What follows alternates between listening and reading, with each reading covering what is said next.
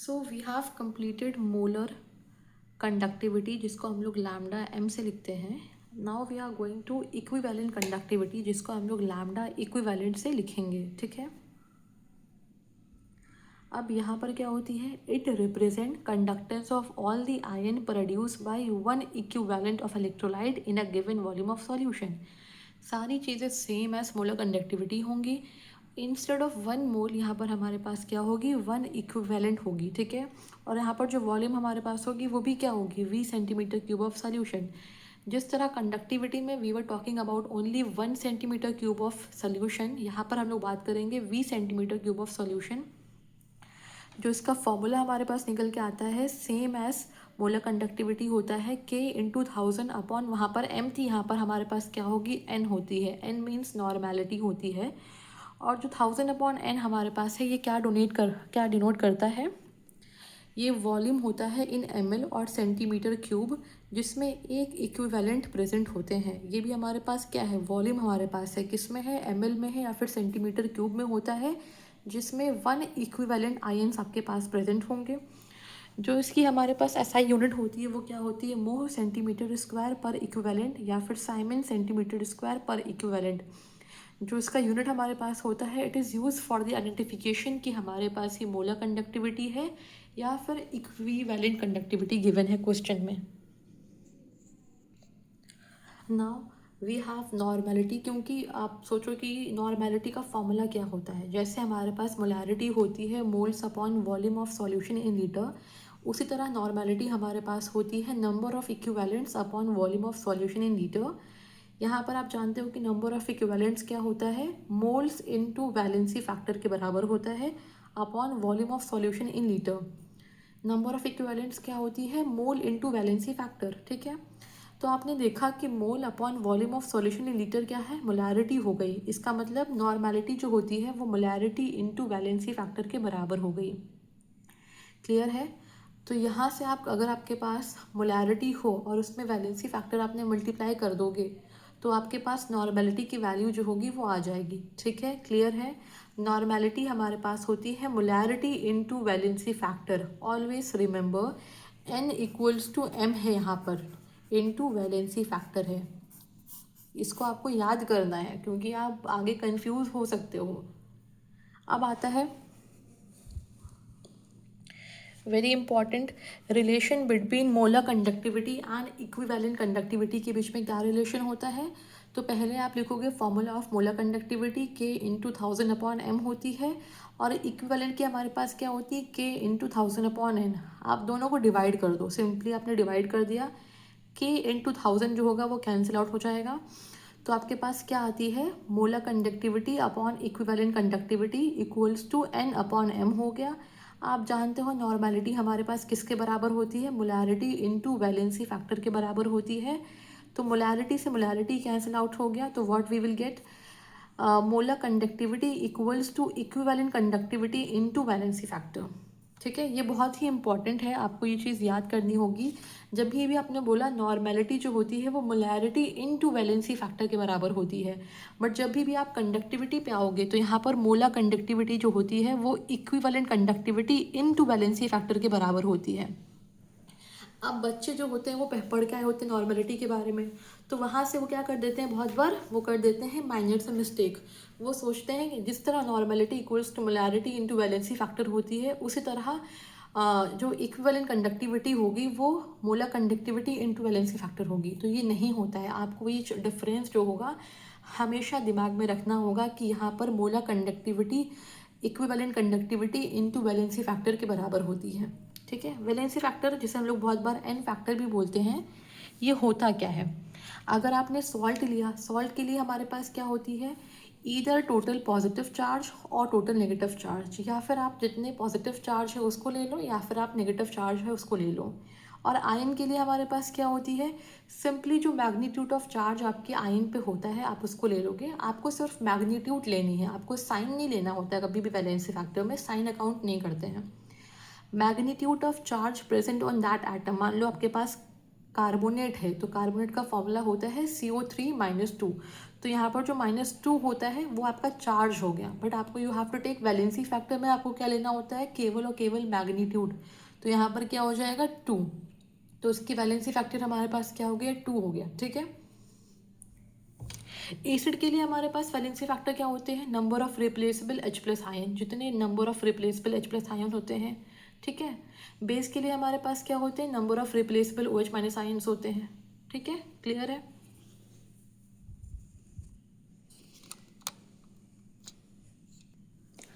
अब जितने हमने कंडक्टेंसेस के टर्म पढ़े हैं उसके बेसिस पे हम सवाल करेंगे। अब हमारा पहला क्वेश्चन होता है, for 0.02 molar magnesium chloride aqueous resistance दे रखा हुआ है और G* मतलब होता है सेल कांस्टेंट जो होता है L/A के बराबर, उसकी वैल्यू दे रखी हुई है। ठीक है, find the equivalent conductivity of solution. जो पूछ रहा है पहले आप उसका फॉर्मूला होगा, आप उसको लिख दोगे। तो फॉर्मूला ऑफ इक्विवेलेंट कंडक्टिविटी क्या होती है, K × 1000/N होती है। ठीक है, ये आपके पास कहाँ से आएगा, आपके पास कहाँ पर डायरेक्टली दे नहीं रखा हुआ है सवाल में। ठीक है, आपके पास R दे रखी हुई है और G* दे रखी हुई है। ठीक है, और हमने क्या पढ़ा था, एक टर्म गोरा आर के G* इक्वल्स टू R/K हमारे पास था, तो उसको यूज़ करेंगे हम लोग। तो हमारे पास K क्या होगी, K will be G*/R। G* की वैल्यू क्या है 2.5 है, R हमारे पास क्या है 200 है। तो यहाँ से वैल्यू हमारे पास आती है 25/2 × 10⁻³ ठीक है, ये आपके पास क्या हो गया, कंडक्टिविटी की वैल्यू हो गई। आप इसको उठाओगे और यहाँ पर K के प्लेस पे पुट कर दोगे। 1000 जो आपका होता है वो नंबर ही है, आप उसको लिखोगे, और जो n हमारे पास होती है वो नॉर्मेलिटी होती है। और आपने सवाल में देखा कि सवाल में वो नॉर्मेलिटी नहीं दे रखा है, मोलैरिटी दे रखा है, m दे रखा है। तो आप जानते हो नॉर्मेलिटी हमारे पास क्या होती है, नॉर्मेलिटी होती है मोलैरिटी इनटू वैलेंसी फैक्टर के बराबर। और मैग्नीशियम क्लोराइड में वैलेंसी फैक्टर हमारे पास क्या होगा, क्योंकि ये सॉल्ट है तो either you have to take total positive charge या फिर टोटल नेगेटिव चार्ज आप लोगे। तो इसमें हमारे पास क्या होती है, प्लस टोटल पॉजिटिव चार्ज आपके पास क्या हो गया 2 हो गया। तो आपने बोला नॉर्मेलिटी के प्लेस पे आपने लिखा मोलैरिटी इनटू वैलेंसी फैक्टर। ठीक है, अब यहाँ पर कितना हो गया 0.04 हो गया। आप इसको सॉल्व करो, सॉल्व करने पे सिंपली आपका आंसर क्या आता है 312.5 पर ओम सेंटीमीटर स्क्वायर पर इक्विवेलेंट हो गया। ठीक है, एक बार आप इसको वापस से नोट डाउन कर लो अगर आपने नहीं लिखा है। बहुत सिंपल सा क्वेश्चन है, फॉर्मूला बेस्ड है, आपको सिर्फ फॉर्मूला पे वैल्यूज रखनी है।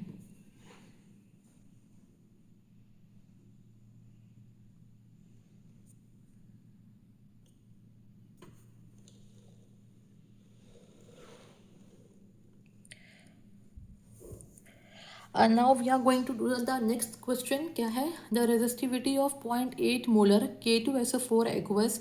रेजिस्टिविटी मतलब क्या होती है, रो होती है, रो की वैल्यू दे रखी हुई है। ठीक है, find the molar and equivalent conductivities of solution. आपको दोनों पूछ रहा है, तो अगर आप जानते हो, आपको ज़रूरत नहीं कि आप दोनों के फॉर्मूलाज को रखो, आप कोई एक का फाइंड करोगे और आप जानते हो कि मोलर कंडक्टिविटी होती है equivalent conductivity into valency factor के बराबर, और आप वहाँ से दूसरी वैल्यूज को फाइंड कर लोगे। ठीक है, क्योंकि यहाँ पर आपको मोलैरिटी दे रखा हुआ है तो हम लोग पहले पहले फाइंड कर लेते हैं molar conductivity. There is no problem, आप इक्विवेलेंट भी फाइंड कर सकते हो। तो हमने देखा कि हमें रो की वैल्यू दे रखी हुई है। ठीक है, रो हमारे पास रेजिस्टिविटी दे रखी हुई है। मोलर कंडक्टिविटी हमारे पास क्या होती है, K × 1000/m के बराबर होती है। मोलैरिटी क्वेश्चन में इसका हमें दे रखा है 0.8 मोलर दे रखा हुआ है। कंडक्टिविटी हमारे पास क्या होती है, इनवर्स ऑफ रेजिस्टिविटी, जो K हमारे पास होती है वो 1/ρ के बराबर होती है। तो आपने जो रो की वैल्यू थी 1, आप उसको इन्वर्स कर दोगे तो आपके पास किसकी वैल्यू आ गई, आपके पास K की वैल्यू आ गई। तो आपने यहाँ पर वैल्यू को पुट कर दिया इनटू 1000/m। इसको आप सॉल्व करोगे तो आपकी वैल्यू आती है 5 × 10⁵ साइमन सेंटीमीटर स्क्वायर पर मोल। ठीक है, ये आपके पास क्या आ गया, मोलर कंडक्टिविटी आ गया। अब आप जानते हो कि molar conductivity equals to equivalent conductivity into valency factor, और आपके पास क्या है, पोटाशियम सल्फेट है। क्या आपके पास सवाल में क्या है, पोटाशियम सल्फेट है, और इसकी हमारे पास वैलेंसी फैक्टर हमारे पास क्या होगी 2 होगी। ठीक है, तो आप क्या करोगे, फॉर फाइंडिंग इक्विवेलेंट कंडक्टिविटी आप उसको मोलर कंडक्टिविटी को वैलेंसी फैक्टर से डिवाइड कर दोगे।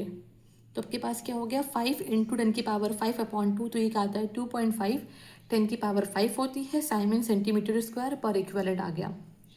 ये नहीं है कि आपके पास ये मोलर कंडक्टिविटी आ गया तो आप इसको डायरेक्टली वैलेंसी फैक्टर से मल्टीप्लाई करके इक्विवेलेंट फाइंड कर लोगे। नहीं, आपको याद करना है कि फॉर्मूला क्या है। फॉर्मूला हमारे पास होती है molar conductivity equals to equivalent conductivity into valency factor. अब हम नेक्स्ट क्वेश्चन पे आते हैं अपने।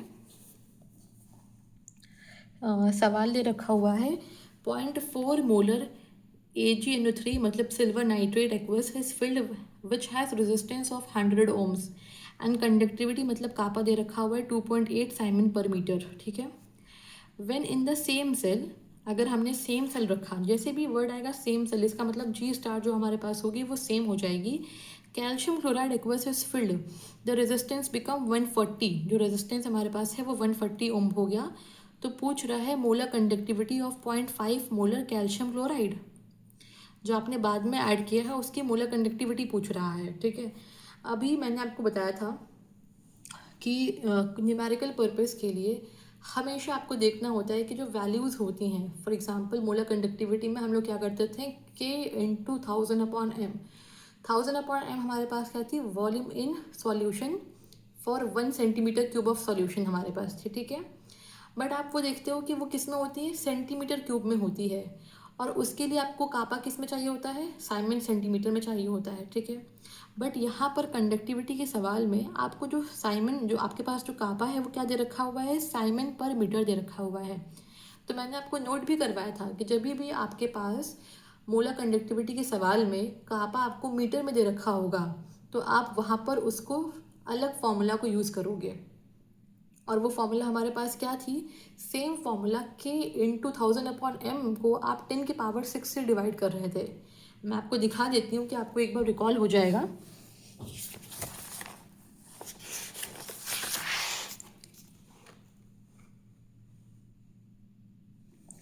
When K was in Simon पर मीटर, तो हमने क्या करा था, हमने इसको कन्वर्शन किया था, और कन्वर्शन से हमारे पास आया था कि जो लैम्डा मोलर कंडक्टिविटी हमारे पास होगी वो क्या होगी, K × 1000/m × 10⁶। अब ये हमारे पास जो वॉल्यूम होगी वो किस में आ गई, मीटर क्यूब में आ गई है।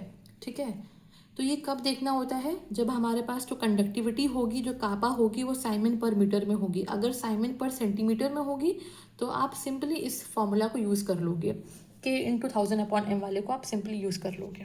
तो आपने देखा कि यहाँ पर कंडक्टिविटी किस में है, साइमन पर मीटर में है, तो आपको याद हो गया कि भाई हमें यहाँ पर कौन सा फॉर्मूला यूज़ करना है, K × 1000/m × 10⁶ का फॉर्मूला यूज़ करना होता है। ठीक है, अब आपके पास पहले क्या दे रखा हुआ है, पहले आपके पास है सिल्वर नाइट्रेट जिसकी कंसनट्रेशन कितनी है, 0.4 मोलर हमारे पास है, उसकी रेजिस्टेंस दे रखी हुई है 100, और K हमारे पास क्या है, 2.8 साइमन पर मीटर होती है। आपके पास R और K है, आप यहाँ से क्या फाइंड कर सकते हो, सेल कांस्टेंट, क्योंकि सेल कांस्टेंट जो होगा वो दोनों सेल में सेम होगा, क्योंकि बात किसकी हो रही है, सेम सेल की हो रही है। क्वेश्चन में लिखा हुआ है कि बात किसकी हो रही है, सेम सेल की हो रही है। तो यहाँ से आप फाइंड कर लोगे cell constant which is called G* हमारे पास होता है RK के बराबर। तो R हमारे पास 100 है, K हमारे पास 2.8 है, तो हमारे पास G* क्या आता है, 280 हमारे पास आ गई है।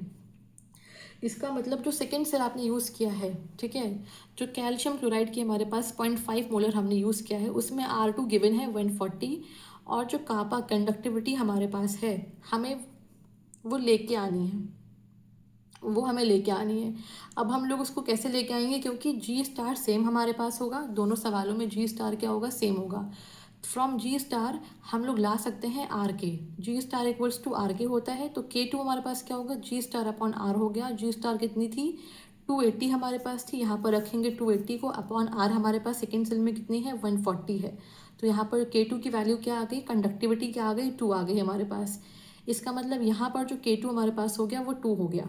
ठीक है, इस फॉर्मूला को आप यूज़ नहीं करोगे, मैंने यहाँ पर लिख के कैंसिल इसलिए किया है कि आपको एक बार रिकॉल हो जाए कि जो वॉल्यूम हमारे पास होती है वो सेंटीमीटर क्यूब में होती है, क्यूबिक सेंटीमीटर की वॉल्यूम होती है, और आपको यूज़ करना है वॉल्यूम फॉर मीटर क्यूब। ठीक है, तो मोलर कंडक्टिविटी हमारे पास होगी K × 1000/m 10⁶। आप यहाँ पर वैल्यूज़ को रखोगे क्योंकि आपके पास पूछी किसकी गई है, फॉर 0.5 सवाल में किसकी पूछी गई है, क्योंकि दो चीज़ें लिखी हुई है, वी हैव Ag NO3 भी हमारे पास है, और कैल्शियम क्लोराइड भी हमारे पास है। Molar conductivity for 0.5 molar calcium chloride पूछी गई है, तो यहाँ पर जो मोलारिटी की वैल्यू हमारे पास होगी वो 0.5 वाली आप रखोगे, और जो के हमारे पास होगी वो क्या रखोगे, K2 के रखोगे, क्योंकि फॉर कैल्शियम क्लोराइड ही आपको कंडक्टिविटी रखनी पड़ती है। ठीक है, तो यहाँ पर ये वैल्यू आती है जो आएगी साइमन मीटर स्क्वायर पर मोल में। अंडरस्टूड, एक बार आप नोट कर लो इसको।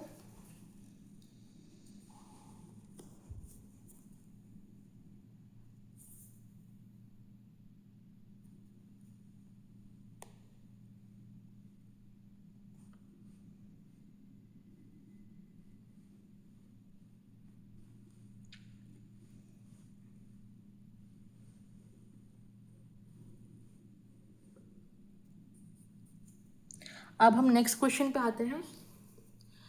The specific conductivity of n/10 KCl solution at 20 degree Celsius is 0.012 per ohm per centimeter and the resistance of the cell containing this solution at 20 degree Celsius is 56 ohm. The cell constant is, यहाँ पर जो भी आपको degree temperature दे रखा है वो दोनों में सेम है, उसमें टेम्परेचर में कोई भी डिफरेंस नहीं दे रखा हुआ है, और आपको यहाँ पर नॉर्मलिटी दे रखी हुई है। n/10 हमारे पास जो होती है वो नॉर्मलिटी दिखाती है। कॉन्सेंट्रेशन आपकी जो होती है वो मोलारिटी के फॉर्म में भी हो सकती है, लेकिन ऑल्सो राइट m के फॉर्म में, और ये नॉर्मलिटी के फॉर्म में भी हो सकती है, तो वहाँ से आपको घबराना नहीं होता है। ठीक है, तो पूछ क्या रहा है आपसे, सेल कांस्टेंट पूछ रहा है, और सेल कांस्टेंट का फॉर्मूला हमारे पास क्या होता है, L/A, बट यहाँ पर कहीं लेंथ की और एरिया की बात नहीं हो रही है। दूसरा फॉर्मूला हमारे पास क्या होता है, R/K होता है। R हमारे पास रेजिस्टेंस जो है वो गिवन है, और K हमारे पास कंडक्टिविटी हमारे पास होती है। ठीक है, रेजिस्टेंस हमें नहीं, हाँ रेजिस्टेंस हमें गिवन है, और कंडक्टिविटी भी सवाल में गिवन है, क्योंकि यहाँ पर क्या थी, स्पेसिफिक कंडक्टिविटी मतलब क्या होता है, कापा होती है। स्पेसिफिक कंडक्टिविटी हमारे पास कापा होती है, तो कापा भी हमारे पास गिवन है और रेजिस्टेंस भी आप हमारे पास यहाँ पर गिवन है। तो बहुत ही सिंपल सवाल है, इसमें केवल आपको वैल्यूज़ रखनी है और सॉल्व करना है, कुछ और नहीं करना है। तो आपने यहाँ पर वैल्यूज़ रखा 56 इंटू 10⁻12 इंटू 10⁻−3, आप इसको सिर्फ सॉल्व करोगे आपकी वैल्यू आ जाएगी, जो किस में आती है 0.672। ठीक है, इतना आ गई आपकी वैल्यू, इसको आप नोट डाउन कर लो, बहुत ही सिंपल क्वेश्चन है ये।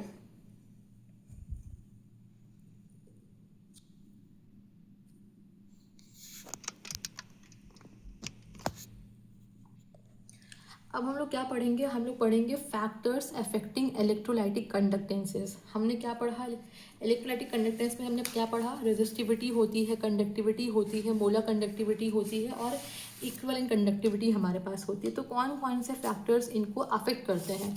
ठीक है, तो पहले हमारे पास होता है नेचर ऑफ इलेक्ट्रोलाइट। पहला हमारे पास क्या होता है, नेचर ऑफ इलेक्ट्रोलाइट, बहुत ही इंपॉर्टेंट होता है।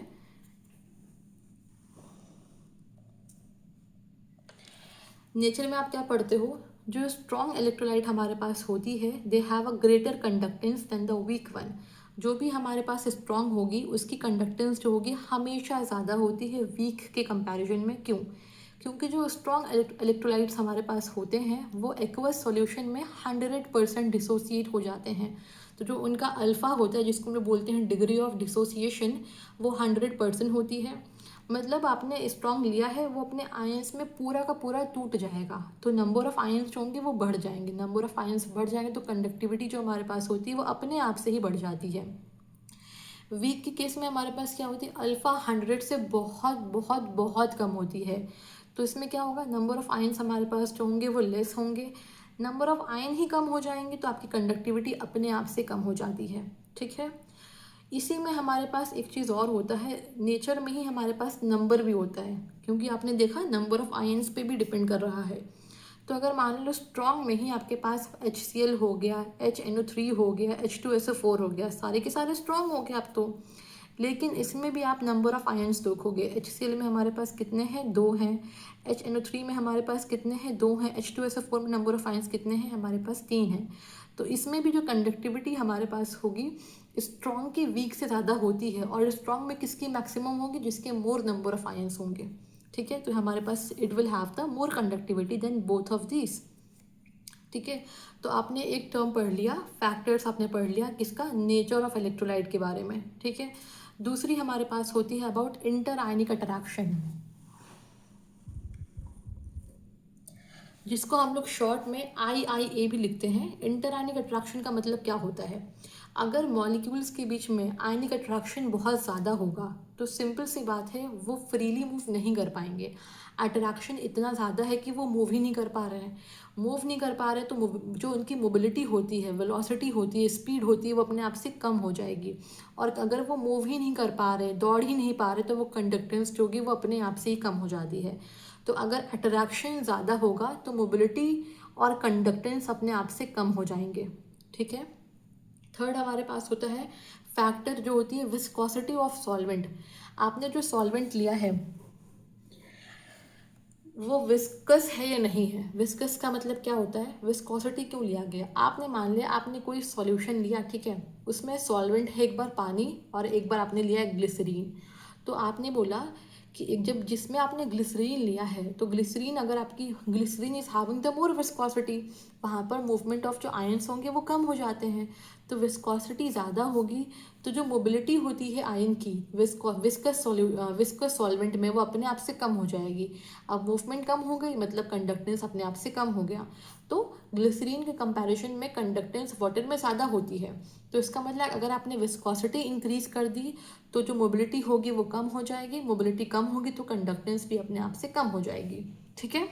तो ये 3 फैक्टर्स आपने भी पढ़े हैं। पहला पढ़ा है नेचर ऑफ इलेक्ट्रोलाइट्स जिसमें नंबर भी आ गया है। सेकेंड हमारे पास है इंटरआयनिक अट्रैक्शन के बारे में। थर्ड हमने पढ़ा विस्कोसिटी। अब आगे बढ़ते हैं। फोर्थ हमारे पास है टेम्परेचर। ठीक है, टेम्परेचर का क्या प्रभाव होता है, क्या इफेक्ट होता है। आपने टेम्परेचर बढ़ाया, ठीक है, आपने कोई सॉल्यूशन लिया उसमें इलेक्ट्रोलाइट्स मिले हुए हैं, आपने उसको हीट करना शुरू कर दिया, मतलब अपने टेम्परेचर बढ़ा दिया।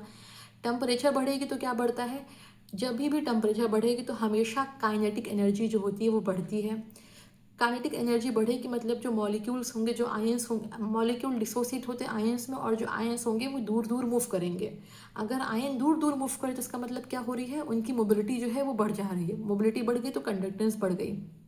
और दूर दूर मूव करने का मतलब ये भी हो गया कि उनकी इंटरआयनिक अट्रैक्शन जो हो गई वो कम हो गई। इंटरआयनिक अट्रैक्शन कम हो गई मतलब they can move far away move करे तो कंडक्टेंस अपने आप से बढ़ जाती है।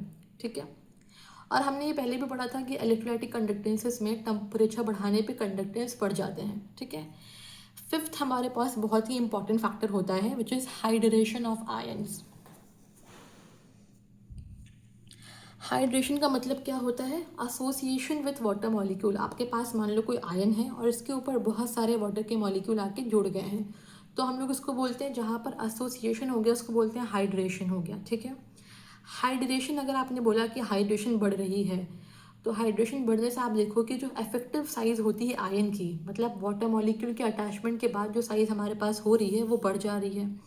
अगर कोई भी चीज़ बढ़ जाती, कोई भी चीज़ साइज़ में बल्की हो जाती है तो उसका मोबिलिटी अपने आप से कम हो जाता है। ठीक है। ये तो आप जानते हैं ना कि कोई भी चीज़, भारी चीज़ को हिलना या फिर हिलाना बहुत ही मुश्किल होता है, तो उसकी मोबिलिटी अपने आप से कम हो जाती है। मोबिलिटी कम हो गई तो कंडक्टेंस अपने आप से कम हो जाता है। बहुत ही कॉमन है। हाइड्रेशन बढ़ाओगे तो जो इफेक्टिव साइज़ हमारे पास होती है आयन की वो बढ़ जाती है, मोबिलिटी कम हो जाती है और कंडक्टेंस अपने आप से कम हो जाती है। आपने इनऑर्गेनिक में पढ़ा होगा हाइड्रेशन बढ़ने से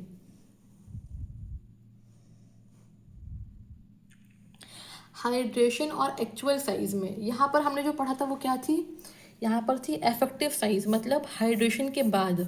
ठीक है। और हम एक चीज़ जानते हैं कि हाइड्रेशन और एक्चुअल साइज ऑफ आयन में इनवर्स रिलेशन होता है। एक्चुअल साइज मतलब क्या हो गया, पानी के एसोसिएशन से पहले का साइज। तो जितना साइज छोटा होता है, ठीक है, मान लो कोई भी आपके पास एटम है, उसकी जितनी साइज छोटी होगी उस पर उतना ज़्यादा हाइड्रेशन होता है। हाइड्रेशन और एक्चुअल साइज ऑफ आयन में इनवर्स रिलेशन होता है।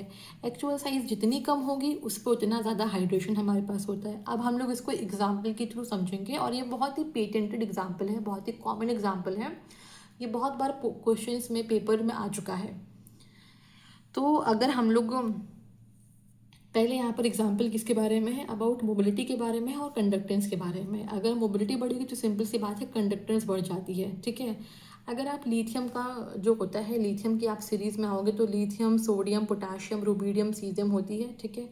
और आपने इसमें एक्वस लगा दिया मतलब यहाँ पर हाइड्रेशन हो चुका है। तो जब आप नीचे मूव कर रहे हो, जब आप उस ग्रुप में नीचे मूव कर रहे हो, तो हमारे पास क्या हो रही है, साइज़ जो हो रही है वो बढ़ रही होती है, ठीक है। तो यहाँ पर जो हाइड्रेशन मोबिलिटी किसकी मैक्सिमम होती है, सीजियम की होगी, फिर रुबीडियम की होगी, फिर पोटाशियम की होगी, फिर सोडियम की, और लीस्ट हमारे पास होती है लिथियम की। ये क्यों हो रहा है मैं आपको फिर से समझाती हूँ। जब आपने एक्चुअल साइज़ हमारे पास क्या होती है, अगर आपने पानी नहीं मिलाया, पहले आप बात कर रहे हो, पानी मिलाने के पहले बात कर रहे हो, तो लिथियम की साइज़ छोटी होती है, सोडियम की उससे ज़्यादा होती है, पोटाशियम की उससे ज़्यादा होती है, रुबीडियम की उससे भी ज़्यादा होती है, और सीजियम की मैक्सिमम होती है उस ग्रुप में। तो इसका मतलब क्या हो रहा है, जिसकी साइज़ जितनी कम है, ठीक है, उसकी हाइड्रेशन उतनी ज़्यादा होगी। मतलब क्या हो गया, लिथियम की साइज़ पहले, पानी के मिलने से पहले लिथियम की साइज़ क्या है, बहुत कम है। इसका मतलब जिसकी जितनी साइज़ हमारे पास कम होती है उसकी उतनी हाइड्रेशन हमारे पास होती है, और जिसकी जितनी हाइड्रेशन हमारे पास होती है उसकी मोबिलिटी अपने आप से, जिसकी हाइड्रेशन होती है उसकी मोबिलिटी अपने आप से कम हो जाती है, और कंडक्टेंस भी कम हो जाता है। इसका मतलब लिथियम की साइज़ सबसे छोटी होती है, उसमें उतनी ज़्यादा हाइड्रेशन हमारे पास होगी, बट उसकी मोबिलिटी और कंडक्टेंस जो होगा सबसे कम हो जाएगा, ठीक है। फिर एक और एग्जाम्पल करते हैं, इसको हल्का सा एलिब्रेट करते हैं। बोला गया है क्वेश्चन में, decreasing order of conductances of lithium chloride aqueous, sodium chloride aqueous, potassium chloride aqueous, rubidium chloride aqueous and caesium chloride aqueous. Decreasing order of conductance पूछा है, आपने पहले देखा था, आप उसको लिख सकते हो सिंपली, ठीक है। बट यहाँ पर मैं आपको एक एक स्टेप करके बता रही हूँ कि हर केस में क्या क्या हो रहा है। तो आप जानते हो जब आप लिथियम के ग्रुप में ऊपर से नीचे आते हो तो साइज़ क्या होती है, बढ़ती है। तो हम लोग क्या करेंगे, एक्चुअल साइज़ का ऑर्डर हमारे पास क्या है, लिथियम की सबसे कम होती है, फिर सोडियम की होती है, फिर पोटाशियम की होती है, फिर रुबीडियम की होती है, फिर सीजियम की होती है। मतलब सीजियम की साइज़ सबसे ज़्यादा होती है। बिफोर हाइड्रेशन की बात हमारे पास हो रही, क्योंकि हम लोग बात कर रहे हैं एक्चुअल साइज़ की। अब हम जानते हैं जिसकी साइज़ जितनी छोटी होती है उस पर उतना ज़्यादा हाइड्रेशन होता है। तो हाइड्रेशन किस में मैक्सिमम होगा, लिथियम में। तो लिथियम प्लस एक्वस की हाइड्रेशन मैक्सिमम होगी, फिर सोडियम प्लस एक्वस की होगी, फिर पोटाशियम प्लस एक्वस की होगी, फिर रुबीडियम एक्वस की होगी, फिर सीजियम एक्वस की होगी। तो हाइड्रेशन मैक्सिमम किस में होती है, जिसकी साइज़ छोटी होगी उसमें हाइड्रेशन मैक्सिमम होगी, ठीक है। अब जिसमें जितने ज़्यादा हाइड्रेशन हमारे पास होगी वो साइज़ में उतना ही बल्की हो जाएगा, बढ़ जाएगा। तो उसकी जो मोबिलिटी होगी और कंडक्टेंस होगी वो कम हो जाएगी। मतलब लिथियम प्लस एक्वस की जो कंडक्टेंस होगी वो सबसे कम हो जाएगी, ठीक है। सबसे हाईएस्ट किसकी हमारे पास होगी, क्योंकि यहाँ पर पूछा है डिक्रीजिंग ऑर्डर, ठीक है। तो डिक्रीजिंग ऑर्डर में जो सबसे हाईएस्ट होता है आप उसको लिखते हैं पहले। तो सबसे हाईएस्ट किसकी होगी, सीजियम क्लोराइड एक्वस की होगी, फिर रुबीडियम, फिर पोटाशियम, फिर सोडियम, और लीस्ट हमारे पास किसकी होगी, लिथियम क्लोराइड एक्वस की होगी, ठीक है। तो ये हमारे पास किसका हो गया, कंडक्टेंस का भी हमारे पास हो गया और मोबिलिटी का भी हमारे पास यही ऑर्डर हो गया। क्लियर है। तो आपको क्लियर हो गया होगा कि याद, बस आपको इसको याद रखो, जिसकी साइज जितनी छोटी होती है उस पर उतनी ज़्यादा हाइड्रेशन होती है। हाइड्रेशन हमारे पास हो गया, जिसकी साइज़ जितनी छोटी होती है उस पर उतनी ज़्यादा हाइड्रेशन होती है, और जिस पे जितनी हाइड्रेशन हमारे पास होगी, मतलब जितना वो बल्की हो जाएगा, उसकी मोबिलिटी और कंडक्टेंस अपने आप से कम हो जाती है, ठीक है। अगर इस क्वेश्चन में मैंने सेम चीज़ लिखा है बट यहाँ पर मैंने HCl को ऐड कर दिया, HCl एक्वस को ऐड कर दें, तो आप अब इसका पूछेगा कि इसमें क्या ऑर्डर होगा, तो आप कैसे करोगे। तो आप देखोगे भाई HCl जो है वो नेचर में हमारे पास क्या है, स्ट्रॉन्ग इलेक्ट्रोलाइट हमारे पास तो है ही है, ठीक है। नंबर ऑफ आयन भी जब सब में दो दो हैं तो इसमें भी नंबर ऑफ आयन्स हमारे पास दो हैं, तो ये भी सेम हो गया। अब हम लोगों ने पढ़ा क्या है, हमने पढ़ा जिसकी साइज़ जितनी छोटी होती है उस पर हाइड्रेशन उतना ज़्यादा होता है, स्मॉल साइज मोर हाइड्रेशन और लेस कंडक्टेंस पढ़ा है हमने। तो अकॉर्डिंग टू आवर कंसेप्ट जो हमने पढ़ा है उसके अकॉर्डिंग इसकी जो हमारे पास कंडक्टेंस होगी शुड बी मिनिमम, सबसे कम होनी चाहिए, ठीक है। क्योंकि हम अभी ये पढ़ के आए, जिसकी साइज़ जितनी छोटी होती है उस पर उतनी ज़्यादा हाइड्रेशन होती है और उसकी कंडक्टेंस उतनी ही कम हो जाती है, तो इसकी कंडक्टेंस शुड बी लीस्ट, क्योंकि इसकी साइज़ सबसे छोटी होती है। बट एक्चुअल में इसकी जो कंडक्टेंस होती है वो सबसे ज़्यादा होती है, more than caesium chloride also. ये क्यों हो रहा है, इसका कारण क्या होता है, आप एक बार इसको लिखो। Because the conductance of H plus ion in the aqueous solution is maximum because of it smallest size. Size तो बहुत छोटी है, ठीक है, इसकी पोलराइजिंग पावर जो होती है बहुत ही हाई हो जाती है, इतनी छोटी साइज़ है कि वो दूसरे आयन को पोलराइज कर ले रहा है। पोलराइज मतलब इलेक्ट्रॉन अपनी तरफ अट्रैक्ट कर ले रहा है, ठीक है। साइज इतनी छोटी हो गई कि वो दूसरे को पोलराइज कर ले रहा है।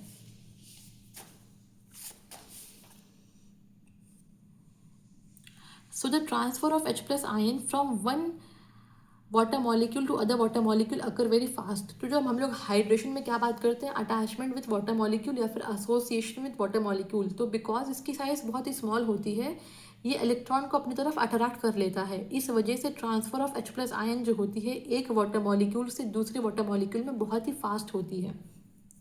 जैसे आपने बोला ये H प्लस हमारे पास होती है, H प्लस के में नंबर ऑफ इलेक्ट्रॉन्स कुछ भी नहीं होंगे, क्योंकि एक तो हाइड्रोजन के पास एक इलेक्ट्रॉन होता है। अब ये प्लस बन गया तो इसने वो भी इलेक्ट्रॉन को गवा दिया। अब ये क्या हो गया, हाईली अनस्टेबल हो गया, ठीक है। और इसकी साइज़ जो हमारे पास होती है वो बहुत ही स्मॉल हमारे पास होती है, बहुत छोटी साइज़ हमारे पास हो गई इसकी। तो इसकी जो पोलराइजिंग पावर होती है, इलेक्ट्रॉन को अपनी तरफ खींचने की पावर होती है, वो बहुत ही स्ट्रांग हो जाती है।